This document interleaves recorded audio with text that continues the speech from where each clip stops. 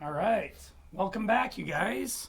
Levels of Leadership Carrier Cross, episode number 5, I believe. And I am here with Dr. T, Dr. Tony Lawther of Essentials of Life Chiropractic.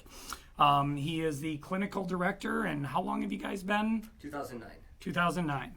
So Tony's just not, a doctor of chiropractic medicine. He's also a friend. He's a business leader. He's somebody that I have had the joy of getting to know over the last 8 years. He was a no-brainer for me. I think you're probably the first person I ask. Of course, you're at the gym quite frequently. You're a man who represents strength physically, not just in the other areas of your life. And I know that goes back a long way in your history. Yep. But I'm just very, very glad to be able to call you not only a friend, but a business partner and someone I truly respect, someone I'm proud to see working in our community and know that we can trust to be able to give our members and clients and things like that, someone we can trust in the form of health and true health and wellness. And so, yeah, I'm just happy to have you, man. And, Well, thank you. It's an honor to be here. yeah. So what do you, where it looks like we're talking about stewardship today. As obviously when you asked me to do this, I spent a lot of time in prayer, and to be honest, I didn't actually even start putting even concepts together or putting it down on paper until like a week ago, because things keep changing, evolving, and I wanted to make sure that I had just a message that God really would have me share. And that's always, anytime I go speak anywhere, it's like, God, what would you have me share today? I said that prayer even before I was leaving to come here. Yeah. And there has been times when I've gone to speak somewhere and I get there and God's like, nope, share something different. And so obedience is a big thing too. But today I want to talk about stewardship. And oftentimes when you hear the word stewardship, people will automatically start thinking financial stuff. And this really doesn't have anything to do with that. Really, the angle or perspective I want to take on stewardship is, I just looked up a quick definition. It says to take care of something, especially a gift. And to be honest, that is near and dear to my heart. I don't know what year it was, but God gave me this verse as my life verse, 1 Peter 4:10, which I'll share with you here. Okay. So 1 Peter 4:10, each of you should use whatever gift you have received to serve others as faithful stewards of God's grace in its various forms. And that's from the book of Peter. It's actually entitled, that section is Living for God. So this is all for God's glory. And that I want to dissect out that verse a little bit here because I on your copy over there, you can see I underlined a few things. So each of us should use, that's an action step, Yep. whatever gift. So in God's grace, He gave this to us. He gave our gifts to us all. And I believe we're all each one of us is very unique with a very unique set of gifts. And I believe those sets of gifts point you to what God has you here for. Amen. And I don't think there's anything truer than that. right. And the sooner we can discover that, Yes. the better life will go for us. And I think the most God honoring it can possibly be. So Well said. Extremely well said. And so whatever gift you have received to serve others. Why do we have these gifts? It's not for us. It's not for us. It's for others, for God's glory.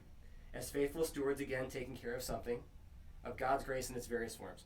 So when you look at creation, when you look at everything around us, and how beautiful it is. Perfect. Perfect.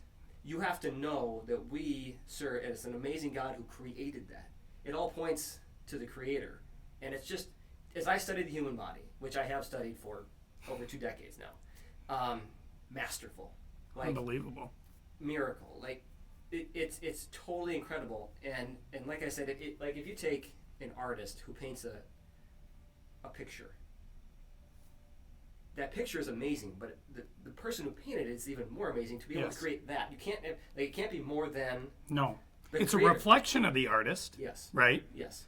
But it's not the artist. Yeah. It's So a- this yep. this is what it means when we are created in His image. For sure.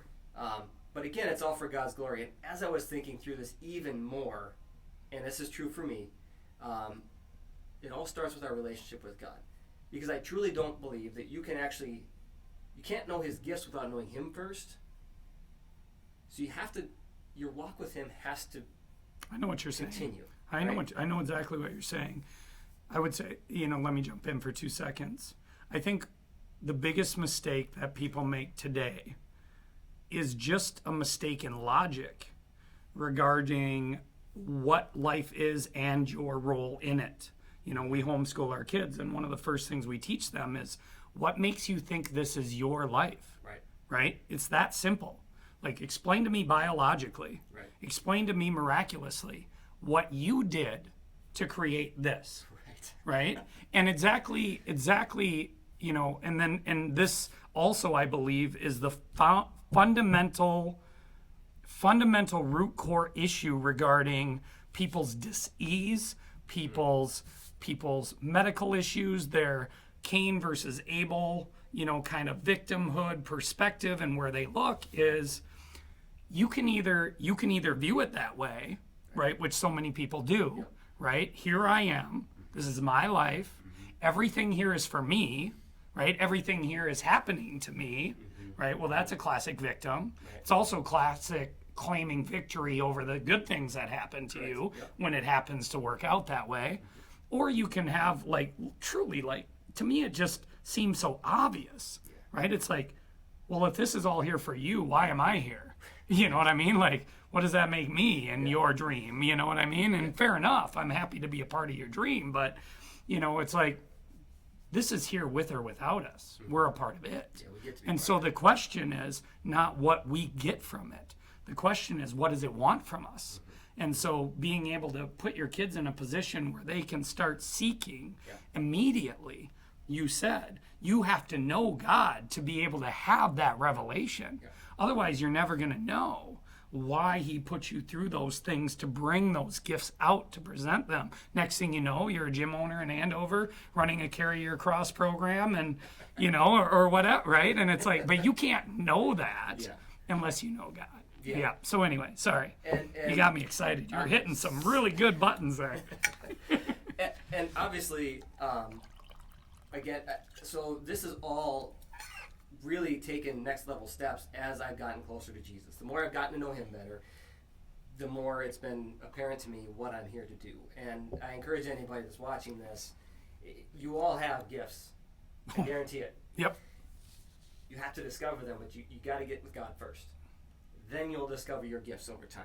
There's a lot of different things you can do testing-wise, and we do those, and I'll talk about those, but at the end, it's God's it's his unveiling. Look at what I made. Yeah. You'll know what it's for. Yeah.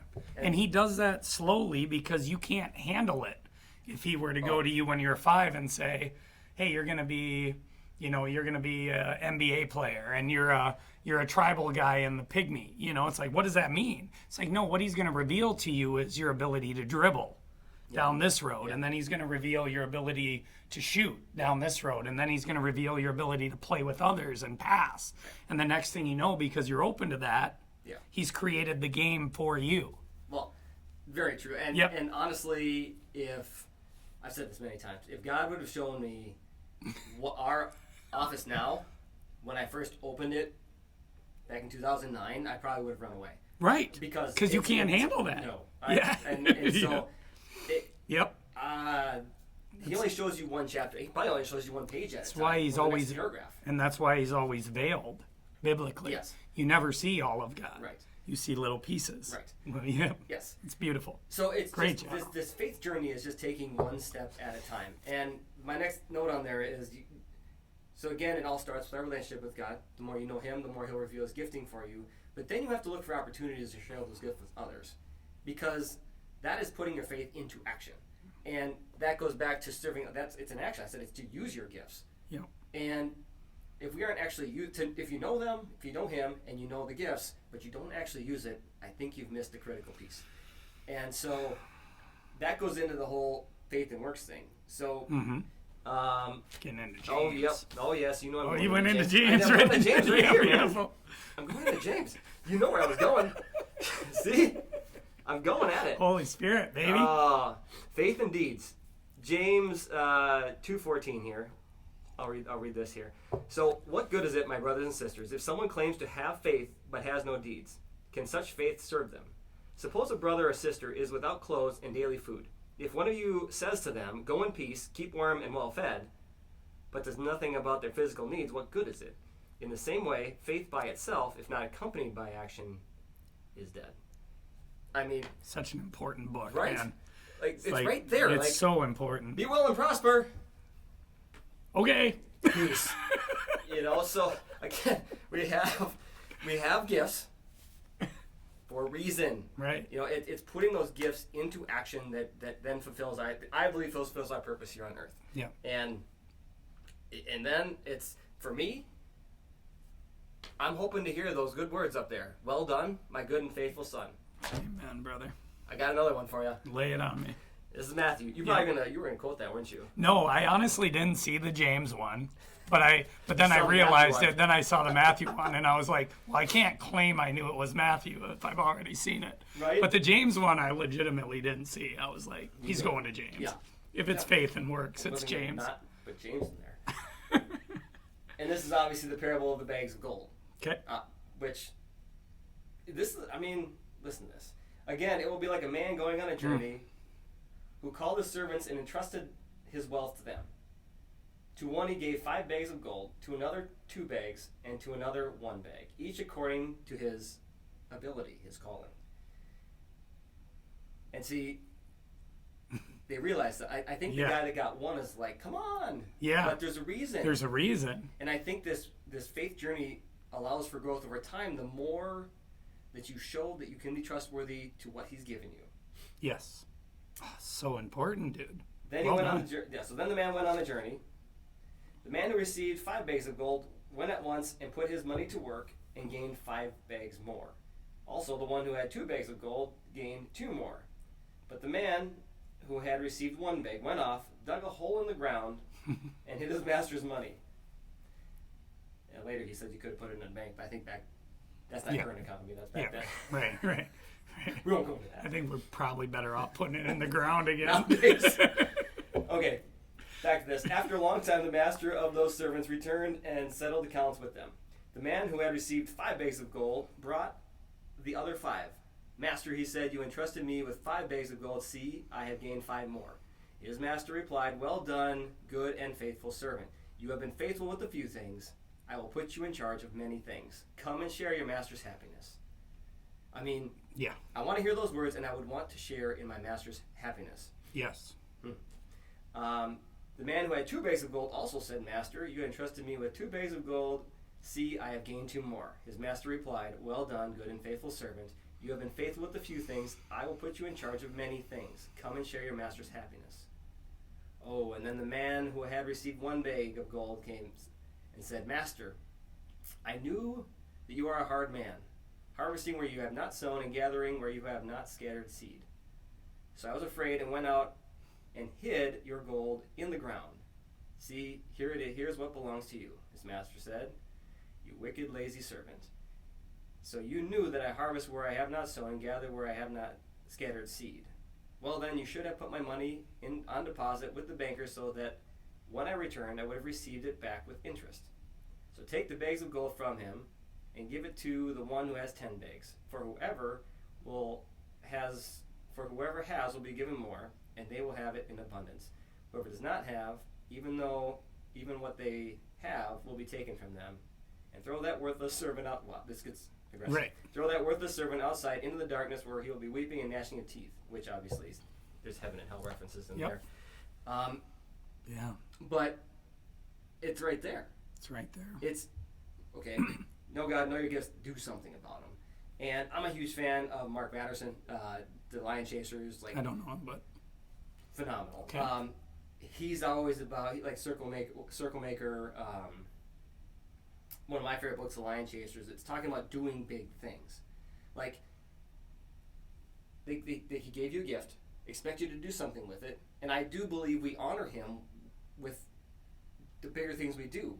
Like, set God-sized dreams. Like, do something big to honor him. Yeah. Like, and that's what he showed in that passage there, that he gave opportunities, and they showed that they could be trustworthy with these things. I think also a key word to me in that phrase is when the bad servant is speaking and he says that key word, I was afraid. Yes. Right. I think that's huge. Yeah. So go ahead. I mean, but it's so critical. So. I think he was afraid because he didn't know his master. Yeah. Like he truly didn't know because if you're afraid, if you're more afraid, and again, this goes back to the fear of God as the beginning of wisdom.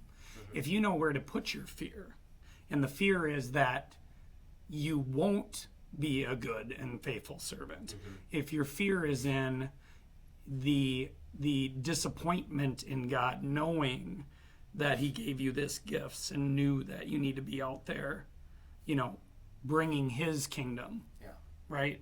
If your fear is there, there's no room for the fear of loss. Right. Right? That becomes trust in everything else that you do. That becomes boldness in everything else that you do. It becomes the dream big God plan that you were just referring to. And so it's not that, I mean, one of my favorite people, one of my biggest role models, Jordan Peterson, who's been so influential in so many ways to so many people and have brought more people back to God than the church itself, right? Will often say, well, people come up to me and say, you're so bold and you're so brave and you're so courageous. And he's like, no, I'm not. Right. I'm afraid. Yeah. But I'm afraid of this. Yeah. Right? Yes. I'm afraid of what happens when I don't tell the truth. Mm-hmm. I'm afraid of what happens when I'm not honest and loving and Christ-like. I'm afraid of those things. Yes. Right? Yes. So, and I think that's the dichotomy that servant is experiencing. Yeah. And that's I can't remember who the author is, but I'm reading the book called Holy Fear. It'll come to me. Okay. Anyway, I apologize that I forgot that. But Holy Fear is talking about that. Like that's what he's talking about. Is having a healthy and holy fear of God, because we're called to honor Him, and if we don't, bad things are going to happen, right? If we do honor Him, we're going to be blessed, and I believe all of us want to be blessed. We all want to be blessed. Well, show God that you trust Him. Keep taking steps, because you'll get more bold taking steps when you realize that you take a step and God just backs you up. See, I also think that in the faith journey, you have to keep testing it. You have to keep taking steps. Because I've heard a lot of people say, like, God will provide. That's true. He will. But He also wants you to do something. He also wants you to keep taking the steps so that He can keep showing up in His greatness. And, I mean, establish big dreams. Set big goals. Watch how God provides for that stuff. And this is played out in Essentials of Life Chiropractic's journey. Like I said, I had no clue, that we'd have a team as amazing as we do, serving the number of people we serve. I mean, and this is not bragging or egotistical. Yep. We are one of the biggest chiropractic practices in the state of Minnesota, just by number of people we serve. And I would have never and ever guessed that was what He had in store for us. I just kept taking steps of faith. Like, you want me to do this? Awesome. You want me to do this? Awesome. You want me to move to a bigger building? Awesome. Like, great. We'll keep taking those steps of faith, and I have 100% trust that He's just going to fill it. You allowed yourself to go on the adventure He provided for you. And it's amazing. Yeah. And it's really cool when you can embrace the gifting that you have, the opportunities that God gives you, and the actions that you take, and watch the blessings come from that. It's unbelievable. That's what joy is. Yes. That's what joy is. Yes. Like once you understand your relationship, yes, He gets the credit. Yes. You get to watch that play out. You get to experience that and experience that right in the middle. Yep. I'm like, I don't even know what. There's nothing better than that. Right. Nothing. So now, I guess my assignment was, and I was always I was a good student, and I just was. So the assignment was to, like, what's that faith journey look like in all the different arenas of life, the aspects of life. Yes. And so I tried to divide those out here: home, team, community, and body. Okay. I probably could have put self in there. I probably should have, but this is kind of a reflection of self. Yes, it is, because I'm part of all this. And you couldn't do all this if. Yeah. Yeah. Yeah. None of this would happen. None. Like None. a marriage to an amazing wife that's way out of my league would have never happened. It wouldn't. Yep. I'll be honest. We know. Preach, Everyone brother. knows. You know. I know. You're the same way. So, yes, two amazing boys, an incredible team, the patients that we serve, the community we're in, the body that we have. Okay. It's all from God. Yes. It's all gifts. And again, the more you get in that walk with God and discover why you're in these places, then it becomes sharing that to serve others. Our goal for our children is that they would know God and know His calling, just like I was talking about here. So that's through that verse. Yep. I want them to know why God has them here, so all the gifting that they have, and my boys are very different from each other. Yep. They're two amazing boys, but they're different from each other. And they've already started to see, my oldest, who's 11, he's like, I'm going to be an engineer, because he has a very technical mind. He's a builder. He can. Yep. He likes those things. Oh man! Like Yep. I remember, and it was not recently. I don't know what age. He was building some stuff with Legos, and we have millions of Legos in our house. Millions. Maybe even more than that. I don't know, but I've stepped on a number of them. And I tried to build alongside him. He's like, let's have a little challenge where we build something.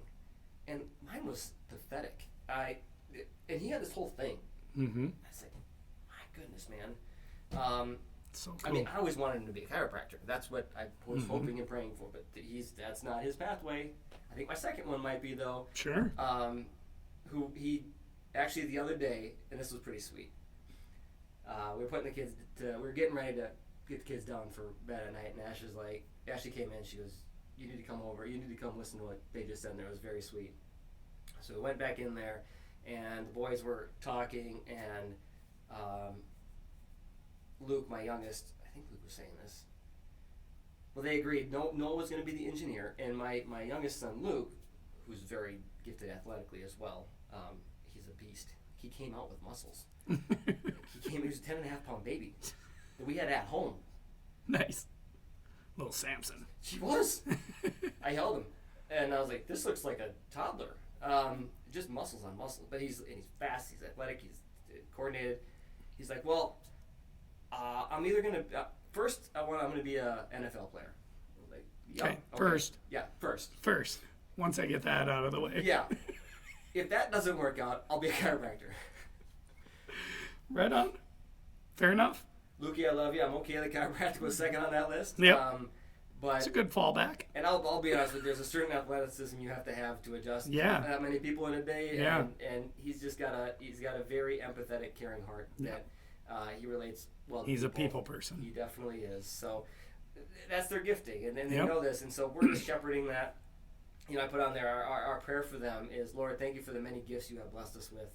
Open our eyes to see the opportunities to share these gifts with others, and then give us the courage to act. That's something that we pray and that we wish for our kids, and I guess we would measure success as a parent if they know God's calling and they are obedient to it. Yep. You know. We're aligned there for sure. Our team. So I kind of went. I'm going. The reins of the thing here. So then the next closest people to me would be my team, that literally spend hours and hours and hours a week with. Yeah, maybe more than your family sometimes. Sometimes. I'm grateful that Ashley's actually part of our team. So Yeah. So most of the time. So she. And I will say this too. Essentials of Life Chiropractic wouldn't be where it is without God, obviously, but it would not be here if He didn't give me Ashley to do this thing with, because I'm again, my spiritual gifting is in service and healing and leadership, not business at all. I still don't even know how to log into QuickBooks. Yeah. I don't care to know, because someone I trust wholeheartedly knows how to do that. Man. And so you're striking some notes here. Yeah, she came from the banking world, so she understands economics and finances and all this sort of stuff. I still don't know. I don't think I'll ever know. Yep. And I'm okay It's not with your that. gift. No. I'm told I should be aware. I'm trying. I sit in on our quarterly meetings with our accountants. Yep. Trying to get better. Yeah, and it's like me watching a ping pong match, so I go back and forth like. Just exhausts me. This was too fast for me. Yeah. I know. So anyway, so Ashley is our office manager, director of operations. She kind of controls. She knows how to make everything work the way it's supposed to. But we have a team, and our team has grown over the years too. That we want them to know their gifting. In fact, that verse is on the wall in our staff room. Nice. Because I want them to know that for them too. Mm-hmm. So we're all united by this mission. Our mission is to help families in Anoka County get well and stay well. We intentionally bold and italicize get and stay because in the healthcare realm, we believe there are two parts of that. The get well piece, and a lot of people can do that and do that, but the stay well piece is forgotten. In our healthcare system, you get well, you're gone. Don't come back till something's wrong. Yep. It's really it's not a healthcare system. It's a crisis management system. I call it the sick care system. Right, and that's I won't go down that rabbit hole. Sure, fair I'm enough. just saying, Different podcast. yes, the stable piece is forgotten, and we believe that is one of the actually most critical pieces. Is we'll help you get well, but we're also going to walk alongside you to help you stay well. And to be honest, of all the people we take care of in our office, because I run the stats on our practice, that's 95% of who we see in our office is the stay well piece. I mean, it's much like people's journey at the gym here. They start with you. They accomplish these goals that they set out to accomplish, whether it was better fitness, better cardio, lose weight, whatever it is. And I'm guessing at the end of that, you aren't like, high five. Okay, you made it. You made it up the hill. High five. Yep. Come back when you need to do that again. Right. That is like, it's like a dentist saying, I fix your teeth, come back when they hurt. Like, it won't do that. Only when you know they've completely lost and you're going to lose them anyway. Right. And then you're like, please don't be so proud as to not come back and ask for help if it falls apart. Yeah. So you always leave the door open. But yeah, I mean, we always go, what happens when you lose all the weight? Right. Then what? Well, we all need guides in this. For sure. And I know you've brought some awesome people on this podcast to be guides in this faith and health and fitness and journey. Throughout life, we need guides. And that's what we walk alongside people with. So we're united by a mission. We're also united by our core values. So we have 5 core values that kind of unites us that's our culture at Essentials of Life Chiropractic. It's faith, health, family, joy, and connection. Now notice the order of those. Number 1 is faith. That was there for a reason. Mm-hmm. Number 2 is health. Sure, makes sense. But look what that's above. It's above family.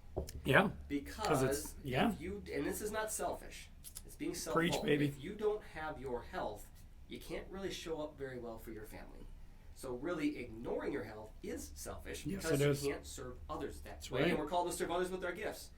And so it's faith, health, family, and then joy and connection. And we talked about before, that's what joy is when you know the combination of these different things. Now, joy is different than happiness. Yes. Happiness is circumstantial. Yes. Joy it's is fleeting and it's here and then gone. It's here and gone. Yep. Joy is more internal. Joy is from within. Joy is happiness. So much deeper. Of circumstances. Yep. Not because of circumstances. And connection is something we highly value at our office in terms of just connecting people together. One of the hugest worst things in COVID was when they isolated everyone. It's the worst thing they could have done. I know because I walked through that with you. That was the worst thing you could have done was isolate people.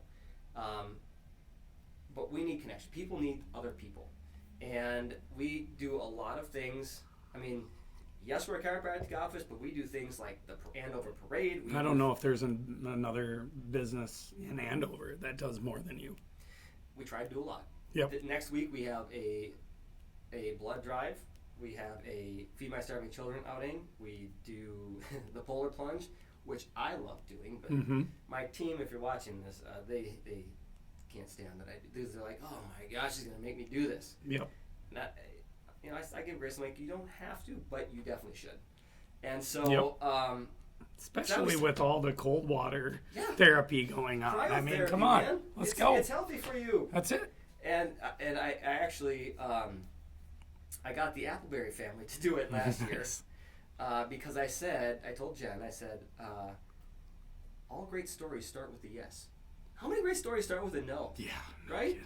Yep. Like Very few.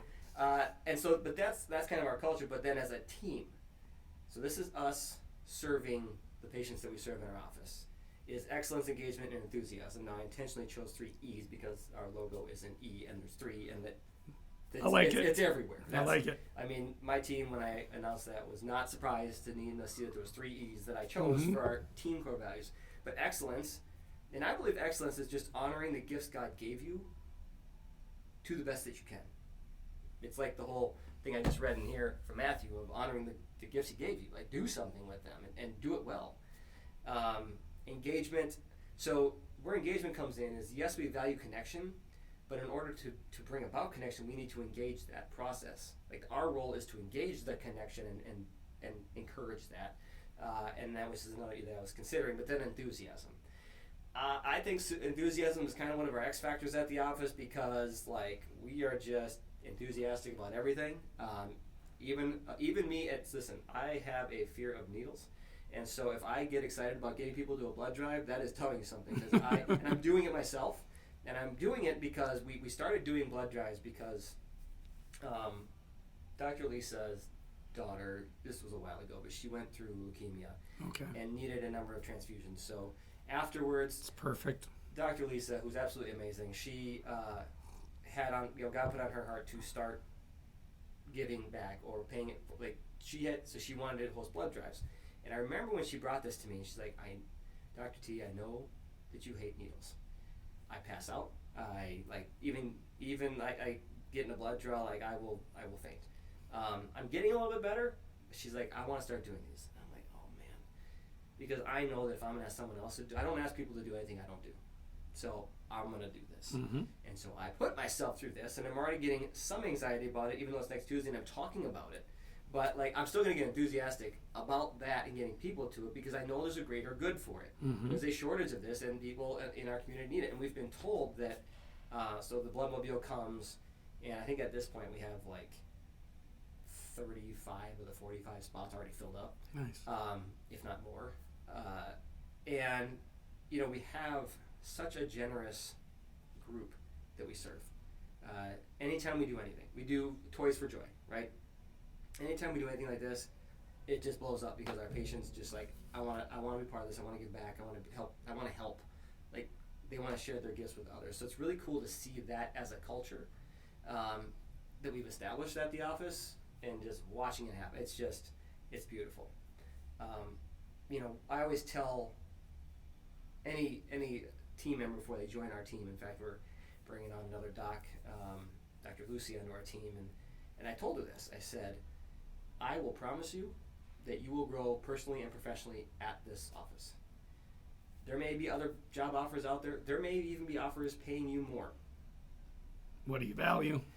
But no one will convince you like I will. I'm here to help you develop, change both growing personally and professionally. And both Dr. Lisa and Dr. Daniel, I mean, if we take snapshots of where they were when they first started and where they are at now, it is completely different. It's awesome. And that's the proudest thing for me. Actually, both of them, in a group we used to train with, were honored with awards for being top doctors on teams.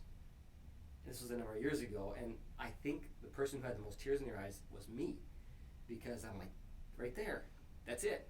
That's why we're here. That's why we're here. Because I'm going to invest in them, and then they're going to invest in the others around them. That's right. That ripple effect that's where joy comes from. Yes, and seeing it. Seeing their marriage get better. Yes. Seeing their family dynamics get better. See the growth in all these different areas is. Well, it's influence too. Like, You've chosen your side at that point. Yes, and obviously Maxwell teaches that leadership is influence, and so seeing that is so incredibly That's right. rewarding. And that goes back to the health before family. Yes. Right? That goes back to, I have a full-time job. Jimmy V said this, actually, managing one person. That's it. Yeah. I don't manage anybody else. Yeah. I don't try to manage anybody else. I manage one person every single day. Yeah.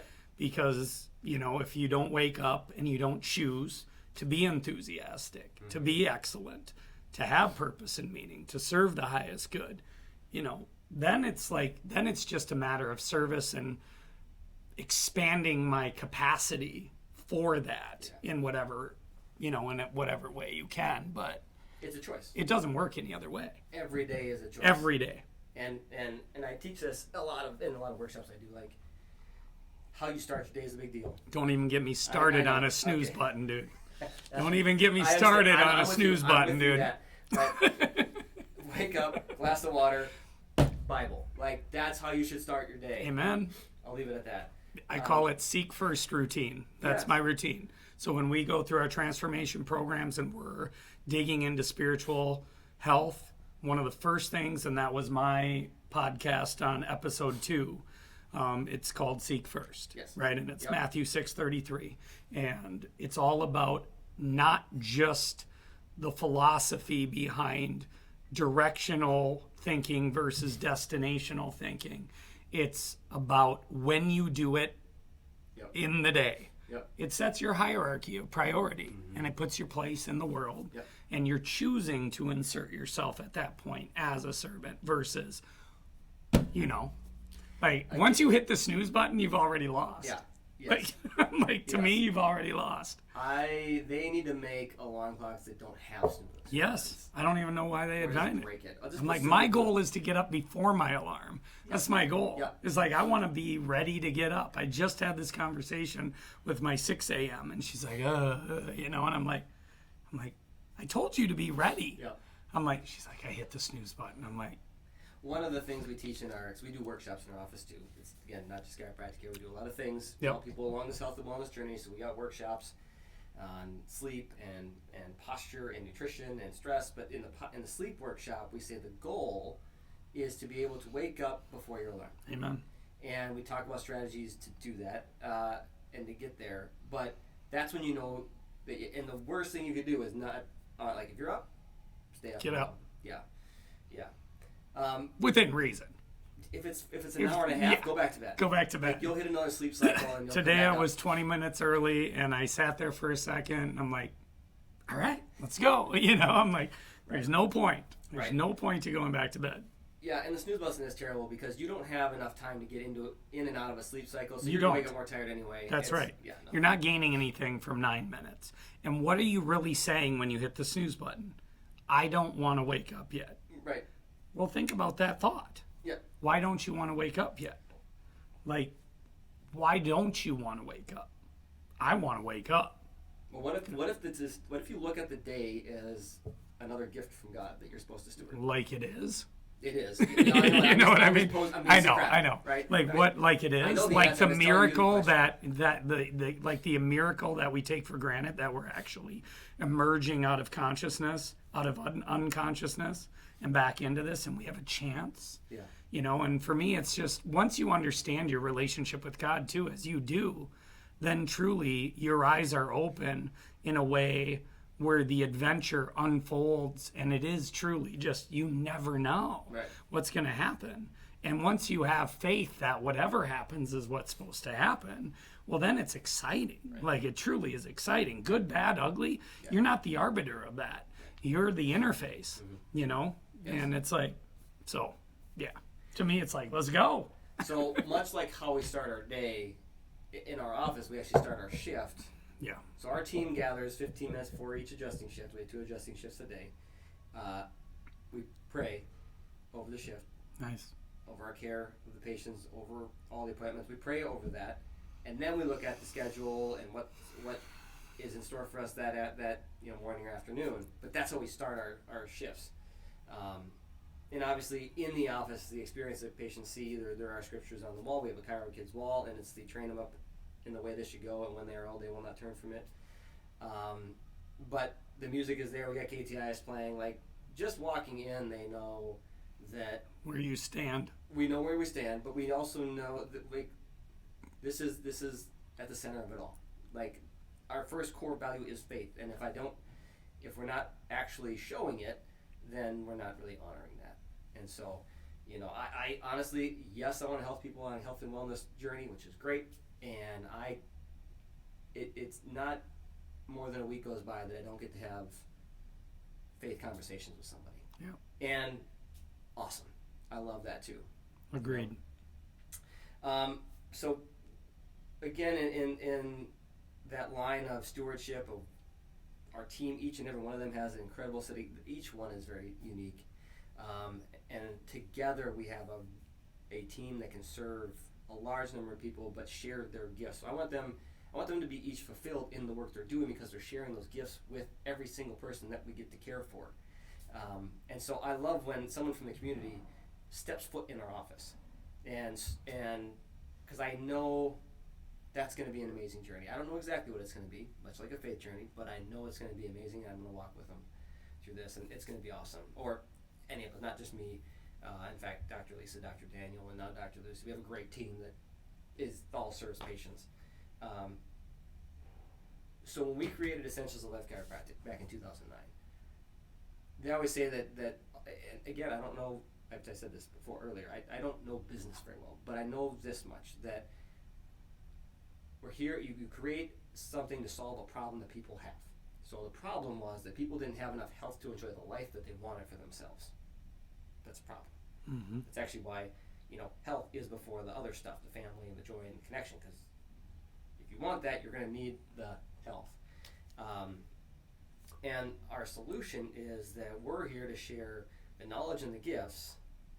And we have some incredibly gifted adjusters on our staff, chiropractors, incredibly gifted, with the community.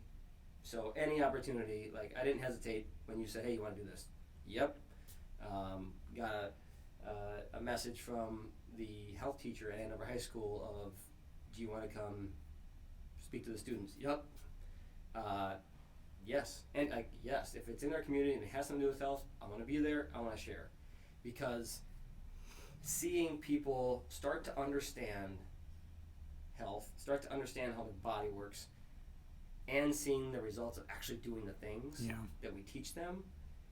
And the last thing I had there, and another gift, is our body. So when someone starts with their chiropractic journey with us, we have them come to with our welcome workshop, which is called our Blueprint for Optimal Health. It's a starting point. It is literally the framework to do these things, because I find that if we did it, if I was speaking to 100 people, I said, by showing hands, how many people want themselves and their families to be healthy for the rest of their lives? Every hand's going to go up. Yep. Every hand's going to go up. Yep. Well, the next two questions I have for them are going to be interesting, because one of them would be, how do you define the target? What's your definition of health? Mm-hmm. No. Eyes crossed. Right, yeah. And they'll say, well, I'm not in pain. Well, that's actually not the definition. According to the World Health Organization, they say that's not they actually say that health is a state of complete physical, mental, and social well-being, and not just the absence of sickness and disease. And yet we've been trained as a culture to say, if you're not sick or in pain, you must be healthy. But that is totally wrong. It's very wrong. And we're coming around that it is, like, that's the get well and stay well thing. Like, anyway. But then the next thing I'll say is, okay, the next question is, keep your hand if you have a written down game plan to achieve that. Yep. Now the hands are all down. Mm-hmm. So if you don't, and you know this, if you don't have a game plan to achieve what you want to achieve, you're leaving it to chance, and then chances are it's not going to happen. Right. And then we end up in this crisis where no one has the amount of health that they want, and that's the problem. If I could hand everybody a gym card like they think it will answer their right? I mean, that's why most people join the gym. It's not to truly understand the things that it'll take. It's because they think that access is going to solve the problem. And it's not. Like, half the time I'm like, you might as well save your money. Yeah. We already know how this is going to go. So access, just like the knowledge. Yep. And I end my blueprint by saying, and I jokingly, I'm like, ready for a grand finale? And I put the phrase, knowledge is power, up. such a joke. It- I'm like, it's great. It's said in a lot of motivational speeches, Yep. but knowledge in and of itself does nothing. No movement, no results, nothing. It's when you do something. It's applied knowledge is power. It's what you do with the information you've been given. James 2:17. Yeah, faith without works is dead. Yep. And there's a parallel there. Yep. So, yes. So Knowledge without action. there's no results with Yep. that. So yes, knowledge is just like the gym card. It's access to something that could help, but you have to walk through the door. You have to do the things. And so, the philosophy behind Essentials of Life Chiropractic is, and there's 3 of them because that's our logo is backwards 3. Clear nerves, healthy habits, positive focus. But essentials comes from the word necessary. So when we teach this, it's like of all the things you could do to regain and maintain your health and well-being, I'm going to narrow it down to the things you should do. Because doing this, you can't do 500 things. You can do a handful of things, right? And we can keep working forward on that. Got to be manageable. Yes. And then we didn't call it Essentials of Health. We call it Essentials of Life because your health is one of your greatest assets that allows you to live life the way you want to live it, right? So it's if you look at our physical health, our bodies, as one of the greatest gifts. They got, and this is God's masterpiece, by the way. That's in Genesis. Yep. Like, that was the last thing He made. It was very good. And it was very good. It was the thing that was very good. Yep. And so we can honor that by doing these things that we teach. And if I can just dive into it a little bit more, Please. with our. So I think my avenue to chiropractic came from my fascination with the human body. I was actually pre-med in college. Decided not to go into the medical field and went into chiropractic instead. But also, I was a bodybuilder for 10 years, and all these things. But it's just a fascination with the human body, and a fascination. And again, I said this. I shared this before the podcast opened up. Was that my faith journey has really gone along with my chiropractic journey. But when you study things enough, you get an appreciation for how they're made. Just like creation, the creation gives you a hint of what God's trying to tell you, just like your gifts are. It's hunting season. Yeah. Okay. I'm in nature all the time, man. And you For can me, see it. it's of course, and the appreciation's incredible. Yeah. And when you study how the body actually is designed to function, it happens through your nervous system, which is your brain, spinal cord, and nerves that travel through your spine. And if that system isn't aligned properly, isn't clear enough, those nerve pathways aren't clear between the brain and your muscles, your brain and your heart, your brain and all your organs, muscles, tissues, systems, and everything, the body doesn't heal and function the way you want. Now, that's not something a lot of people know. And that's not something a lot of people have ever seen before.